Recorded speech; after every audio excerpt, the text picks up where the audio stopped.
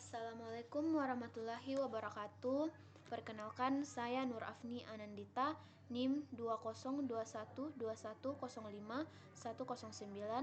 kelas SI 302.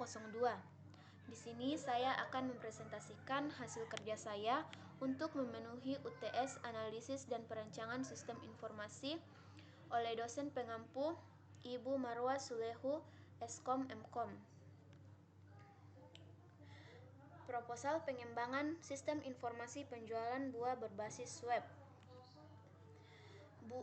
Di mana buah merupakan sumber air dan gizi. Buah merupakan salah satu sumber air untuk tubuh dan kebutuhan gizi yang dapat meningkatkan metabolisme tubuh. Berdasarkan gambaran umum yang dikemukakan di atas, permasalahan yang ada adalah sebagai berikut. Permasalahan yang pertama yaitu pencatatan transaksinya masih manual. Kedua, membutuhkan modal yang sangat besar.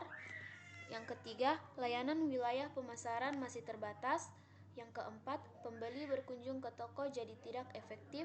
Dan yang kelima, jadwal buka tutup toko tidak menentu. Adapun analisis kelemahan dari sistem yang lama, yang pertama ada performance, kemudian yang kedua ada information, yang ketiga ada economic, keempat kontrol, kelima efisiensi, dan yang keenam ada service.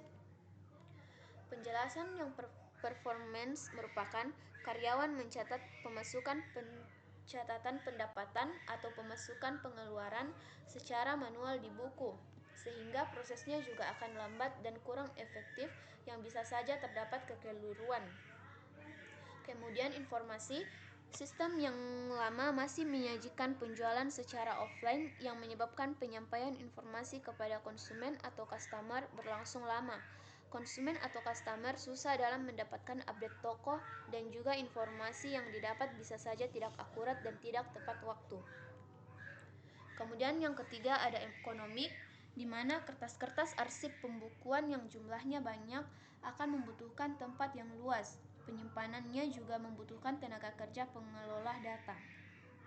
Kemudian ada kontrol, di mana sulit melakukan kontrol karena pemrosesan data masih dilakukan secara manual oleh manusia, sehingga kemungkinan terjadinya kesalahan sangat besar. Kemudian efisiensi, di mana kurang efisien karena perlu mencatat pendapatan dan berbagai data lainnya secara manual. Kemudian service, di mana sering mendapat komplain dari para customer terhadap pelayanan yang tidak memuaskan. Kemudian ada analisis kebutuhan sistem, terbagi menjadi dua yaitu kebutuhan fungsional dan kebutuhan non-fungsional, di mana kebutuhan fungsional ada fitur login bagi pengguna atau memasukkan identitas, nomor, dan lain-lain. Kemudian ada fitur memilih barang yang ingin dibeli. Kemudian ada fitur pembayaran atau transaksi secara COD atau transfer atau scan barcode. Kemudian yang keempat ada fitur pemberian nilai atau rating. Kemudian yang kelima ada fitur pengembalian barang bila ada kerusakan atau harus disertai bukti unboxing.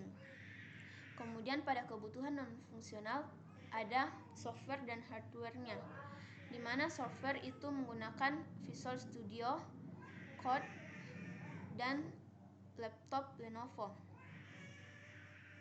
Kemudian ada analisis kelayakan sistem. Yang pertama ada kelayakan teknis, kelayakan sumber daya, dan kelayakan hukum. Di mana pada kelayakan teknis ini, sistem berbasis komputerisasi yang dapat membuat karyawan bisa langsung menginput pencatatan pendapatan atau catatan-catatan lainnya di komputer. Barang yang dijual juga bisa diberikan barcode untuk memudahkan transaksinya. Dengan adanya sistem seperti ini, konsumen bisa dengan mudah memperoleh informasi dan informasi juga akan tersampaikan akurat, update, dan tepat waktu. Hal seperti ini pun juga berguna untuk meminimalisir penggunaan kertas karena semua data sudah direkap secara komputerisasi dan juga dapat meminimalkan tempat penyimpanan datanya. Tenaga pengolah yang dibutuhkan juga akan lebih sedikit karena sebagian besar sudah diolah dan disesuaikan oleh komputer. Kemudian ada kelayakan sumber daya, di mana penerapan dan pengembangan sistem yang baru membutuhkan sumber daya, khususnya sumber daya manusia yang mampu mengoperasikan sistem tersebut. Untuk itu diperlukan bimbingan dan pelatihan untuk mengoperasikan sistem tersebut sehingga pengguna dapat memakai sistem ini dengan baik dan kelayakannya sudah dibuktikan. Kemudian yang terakhir ada kelayakan hukum, di mana sistem yang diusulkan tidak mengandung materi yang berisi hal-hal yang melawan hukum, seperti pornografi, perjudian, kekerasan subversi, dan lain-lain. Perangkat lunak yang digunakan diusahakan perangkat lunak yang berlisensi ataupun kalau tidak memungkinkan akan dicari perangkat lunak open source yang berlisensi publik. Baiklah, itulah tadi hasil kerja saya atau penjelasan dari tugas saya.